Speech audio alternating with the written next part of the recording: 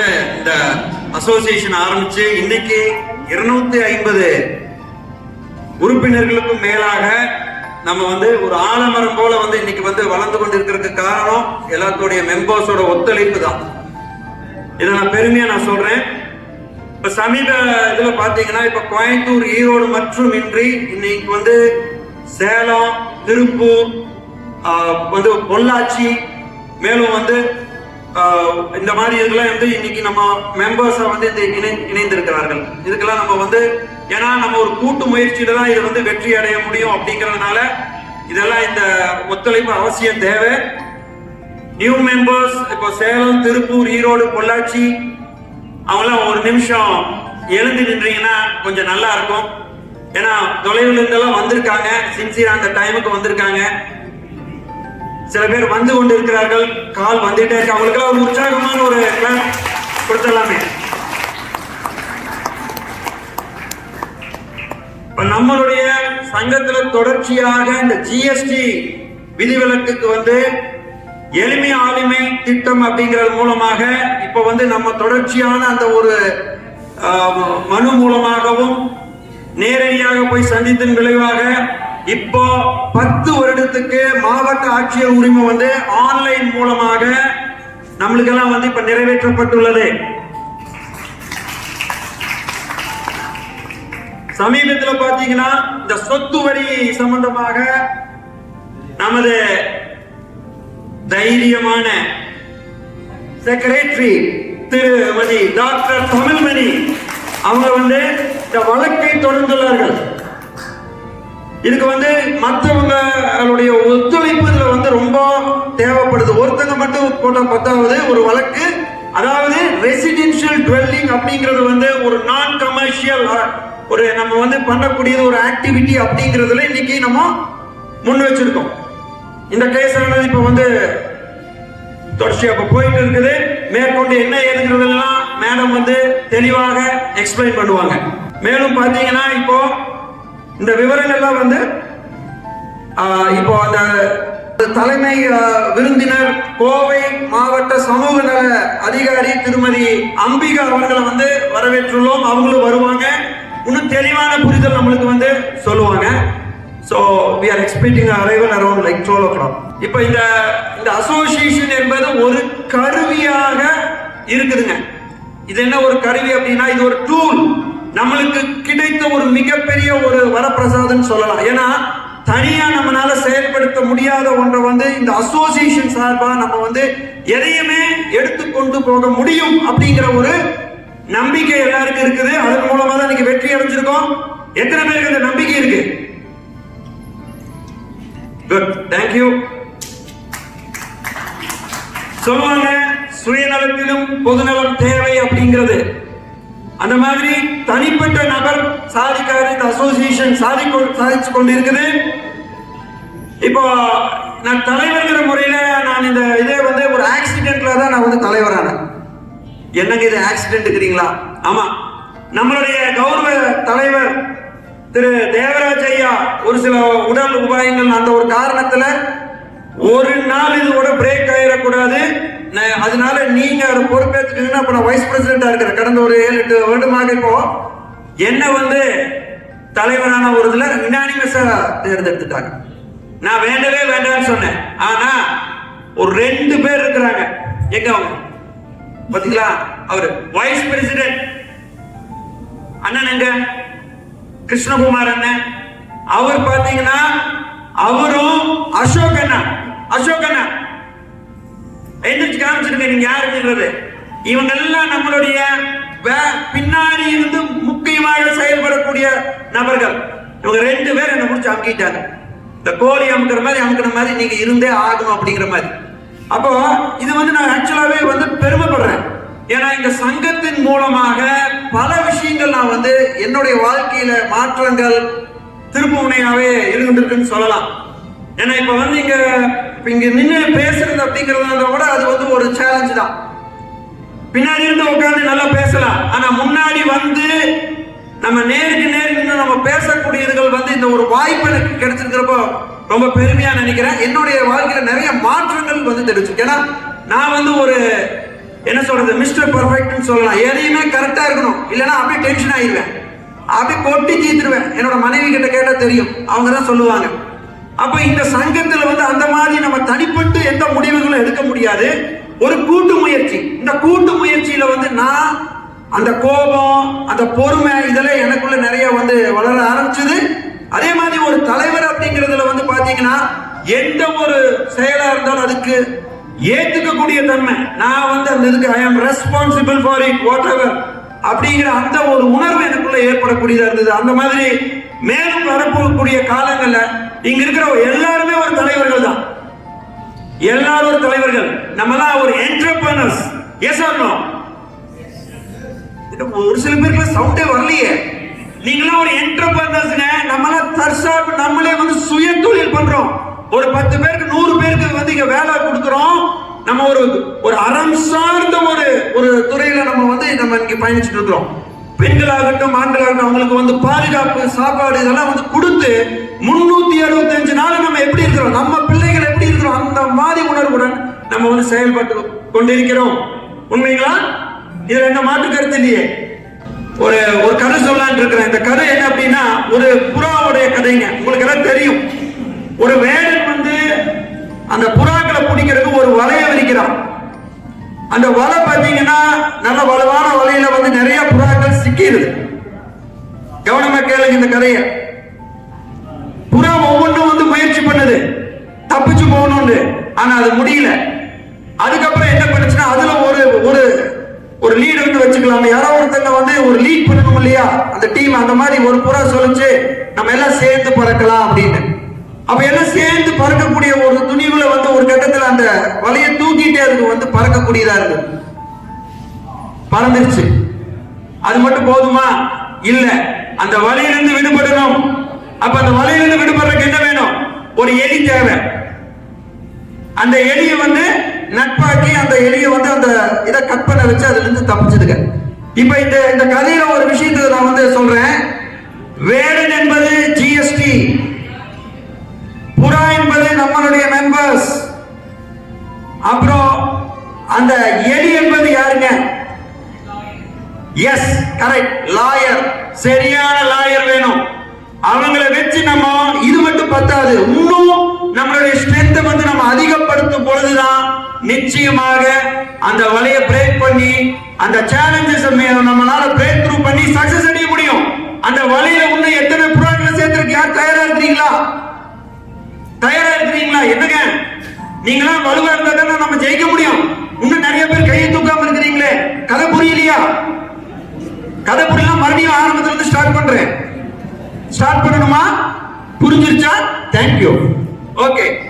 இப்போ ஒரு சில இந்த நேரத்தில் வந்து ஒரு சில விஷயங்களை நான் வந்து ஷேர் பண்ணலாம். என்னன்னா, இந்த மாதிரி ஊக்குவிக்கக்கூடிய ஒரு சில ஆடியோஸ் வீடியோஸோட நான் சமீப காலம் ஒரு 2 நாளா போட்டிருப்பேன்.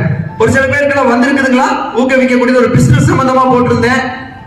லாஸ்ட் மீட்டிங்ல வந்து ஹெல்த் சம்பந்தமா ஃபுல்லா ஃபோக்கஸ் பண்ணேன்.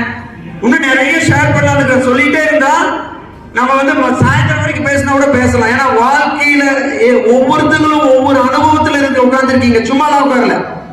ஒவ்வொரு சேலஞ்சில் இருக்கிறீங்களா இல்லையா? யாராச்சும் சும்மா அப்படியே வருதுங்களா? ஆனா அந்த சும்மா வரக்கூடிய ஒரு கட்டம் வரணும் நம்மளுக்கு எல்லாம். That's called a freedom life. நம்ம பணத்தை நோக்கி ஓடுறது இல்ல, பணம் நம்மளை நோக்கி வரக்கூடிய ஒரு மிகப்பெரிய ஒரு சக்தி இருக்குது. அது அந்த கேட்கக்கூடிய தன்மையை வச்சுட்டீங்கன்னா நிச்சயமாக இல்ல. நம்மளுக்கு 3 விஷயம் தான் தேவை. ரொம்ப ரொம்ப முக்கியம். கரெக்டான மென்டார் தேவை. அது coach, whoever it may be. அந்த ஒரு தகுந்த பயிற்சியாளர். பணம் வேணுமா? அதுக்கு தகுந்த பயிற்சியாளர் வேணும். அவங்களோட அனுபவ ரீதியானதை நம்மளுக்குள்ள எடுத்துக்கும் பொழுது நிச்சயமாக மிகப்பெரிய வெற்றி அடைய முடியும். தெண்டுல்கர் இருக்காரு, அவர் நல்ல பேட்ஸ்மேன் தான். பட் அவருக்கு பிகைண்ட் யார் இருந்தா? ஒரு மோட்டிவேட்டர், ஒரு கோச். இந்த மோட்டிவேட்டர் நம்மளுக்குள்ள இருக்கணும். அப்படி பாக்குறப்ப என்னுடைய மோட்டிவேட்டர் என்னுடைய அம்மா. 75 வயசு ஆகுது. பல சேலஞ்சஸ். தயவு செய்து எந்திரிச்சு நில்லுங்கம்மா. இந்த இதுலயும் சக்கர பறக்கும் இதெல்லாம் நம்ம ஃபேமிலி தானே. இவங்க வந்து இன்னைக்கும் வந்து கூப்பிட்டு நீங்க வந்து இருக்கணும். ஏன்னா எங்க அம்மாவை பாக்குறப்ப ஐ கெட் இன்ஸ்பயர்ட். நான் இன்னைக்கு வளர்ந்திருக்கிறேன். நான் வந்து பாத்தீங்கன்னா ஒரு சுயதொழில் ஆரம்பிச்சேன். ஒரு பிஎம்ஆர்ஐ லோனை போட்டு ஆரம்பிச்சேன். 1995 இதுல ஆரம்பிச்சு பாம் பிளாஸ்ட் ஆகி கேள்விக்குறியாச்சு. எங்க அப்பா அந்த நேரத்துல இறந்தாரு, கேள்விக்குறி, வாழ்க்கையில போராட்டம், என்ன பண்ணலான்னு நெடுநாள் இருந்த ஆர்வம் வெளிநாடு போகணும். ஆனா அந்த எண்ணத்தை விடல. அதுக்கப்புறம் நம்ம ஊக்குவிச்சுக்கணும், மோட்டிவேட் பண்ணிக்கணும்னு சொல்லிட்டு லாஸ் ஆனா பரவாயில்ல நான் தயாரானேன். சாதாரண ஒரு ஆவரேஜ் ஸ்டூடெண்ட் தான், பட் எனக்குள்ள அந்த பர்னிங் டிசைர் இருந்துச்சு. கரெக்டான இதை தேர்ந்தெடுத்து நான் வெளிநாடு போனேன். உலகம் முழுவதும் நான் சுத்தி இருக்கேன். கார்னிவல் க்ரூஸ் லைன்ஸ்ங்கிற கம்பெனில நான் 12 வருடம் இருந்திருக்கேன். ஆனா எனக்கு அதெல்லாம் நிறைவை கொடுக்கல. என்னுடைய நாடு, என்னுடைய மக்கள், சமுதாயத்துல நான் இங்க நம்மதுல தான் இருக்கணுங்கிற அந்த உணர்வு, அந்த தேசப்பற்று, இதுதான் என்ன அடுத்த கட்டத்துக்கு போக வச்சு. எப்படிங்கிறதுல இன்னைக்கு நான் ஐ அம் சோ ஹாப்பி. இன்னைக்கு நம்ம சுயநிலையில இருக்கிறோம். நம்ம மக்களுக்கு நல்ல ஒரு சேவை பண்றோம். அது மெயினா மாணவர்கள் சமுதாயத்துக்கு நம்ம ஒரு ஊன்றுகோலா இருக்கிறோம். அப்படிங்கிறப்ப அதே மாதிரி ஒவ்வொருத்தருக்கும் அனுபவங்கள் இருக்குது. இதை நம்ம ஷேர் பண்றப்பதான் நம்ம என்ன ஆகும், மேலே நம்மளுக்கு ஊக்குவிக்க கூடியதா இருக்கும். அதனால இத பெருமையா நம்ம ஒவ்வொருத்தரும் நினைக்கணும். இந்த ஷேரிங்லாம் நம்ம தனிப்பட்டு வச்சுக்கலாம். இப்ப இருக்கக்கூடியதுல டைம் பத்தல. இப்ப ஒரு ஸ்லைடு நான் போடலான்னு இருக்கிறேன். அதாவது இந்த கம்யூனிகேஷன் சம்பந்தமா எவ்வளவு தூரத்துல இருக்கிறோம் அப்படின்னு பாத்தீங்கன்னா, தொடர்பு நம்ம பேசக்கூடிய தன்மை. நான் இப்ப பேசக்கூடியத அழுத்தமா சத்தமா மேலும் பேசினா அதே மாறிடும். இதே அந்தந்த சூழ்நிலைக்கு ஏற்ற மாதிரி பெண்கள் இருக்கிறாங்க, கம்ப்ளைண்ட் பண்றாங்க, உடனே நம்ம எமோஷன் ஆகிறோம். நான் இவ்வளவு தூரம் உதவி பண்றேன், உங்களுக்கு இந்த மாதிரியான ஒரு சூழ்நிலை வருது, கம்ப்ளைண்ட் பண்றாங்க. கொஞ்சம் நம்ம கையால கத்துக்கணும், பொறுமையை கடைபிடிக்கணும். இது நான் கத்துக்கிட்ட விஷயத்தை ஷேர் பண்றேன். நீங்களும் அந்த பொறுமையில் இருப்பீங்க. ஒரு சில பேருக்கு அது ஒரு கேள்வியா இருக்கும். பொறுமையை கடைபிடிப்போம். கம்யூனிகேஷன் ஒரு மிகப்பெரிய ஒரு மாற்றத்தை உருவாக்கும். இங்க பாத்தீங்கன்னா ஒரு வார்த்தை இருக்கு. இந்த வார்த்தையை படிச்சு பாருங்க. லெட் ஹிம் நாட் கில் ஹிம்னு இருக்கு. இது ரொம்ப நாள் இருந்தது. என்னுடைய பெரியப்பா எனக்கு சொல்லி தருது. டக்குனு ஸ்ட்ரைக் ஆச்சு. இந்த வார்த்தையில என்ன புரியுது உங்களுக்கு? டக்குனு 2 பேர் சொல்லுங்க. என்னோட கம்யூனிகேஷனோட ஒரு வார்த்தை எப்படி எல்லாத்தையும் மாத்தும் அப்படிங்கிறது. பெண்கள் கம்ப்ளைண்ட் பண்றப்போ, கூட்டமா வர்றப்போ ஏத்துக்காதீங்க, பேசாதீங்க, கொஞ்சம் காலதாவது தள்ளி போடுங்க, தனியா கூப்பிட்டு பேசுங்க. எந்த ஒரு விஷயத்தையும் தனியா பேசுங்க. போன் டாக் எப்போதுமே கூடாது. நான் எனக்கு ஹையர் எக்ஸ்பீரியன்ஸ். வேலையால போன்ல பேசினா திமிரா பேசுவாங்க. எங்க நேர்ல ஆபீஸ் பண்ணி கண்ணுக்கு கண்ணு பார்த்து பேசுவீங்க, அங்க யோசனை பண்ணுவான். ஏன் சொல்ல வரேன்னா, இதெல்லாம் நமக்கு ஒரு எக்ஸ்பீரியன்ஸ். இந்த வார்த்தையில என்ன உங்களுக்கு புரியுது? வெரி குட், எக்ஸலன்ட், அருமையான. எப்படி என்ன ஆகும் சொல்லுங்க, எழுதி நின்னு சொல்லுங்கண்ணா. சரி, super, very good, give me applause. மாத்தி போடுங்க. இந்த லெட் ஹிம் நாட் இருக்கு இல்லீங்களா, அப்படின்னா என்னது? அவங்க கொன்றுகிற அர்த்தம். ஒரே ஒரு கமாதான் வார்த்தையை மாத்துது இல்லீங்களா. அடுத்தது போடுங்க. அடுத்தது பாருங்க. ஒரு விஷயம் பாத்தீங்கன்னா, நான் ரீசெண்டா ஒரு இதுல நான் இந்த கிளிப் எடுத்தேன். சரி, இது நம்மளுக்கு பொருந்தும் அப்படிங்கறதுல ஜூம் பண்ணுங்க. இந்த இதுல என்ன உங்களுக்கு புரியுது?